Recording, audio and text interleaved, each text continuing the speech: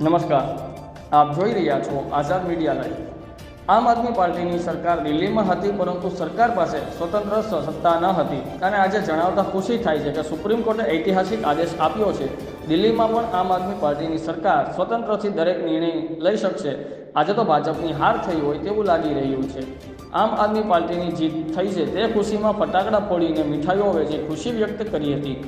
જિગ્નેશભાઈ સિદ્ધપરા, નટુભાઈ છાયાણી, કાંતિભાઈ નાંદપરા, મયુરભાઈ રાદડિયા, મહેશભાઈ જોગરાજીયા, ઘનશ્યામભાઈ વિશાલભાઈ બાવળિયા, સરોજબેન નાંદપરા, અસ્માબેન પરમાર, હિનાબેન પરમાર, રિંકલબેન સિદ્ધપરા, જસદણ તાલુકા પ્રભારી રવિન્દ્રભાઈ છાયાણી, જસદણ તાલુકા પ્રમુખ હિતેશભાઈ ખાખરિયા, જસદણ શહેર પ્રમુખ ભરતભાઈ ભાલાળા, જસદણ સરદાર ચોક ચિતલિયા રોડ આમ આદમી પાર્ટીના તમામ પરિવારજનોએ ઉજવણી કરી હતી।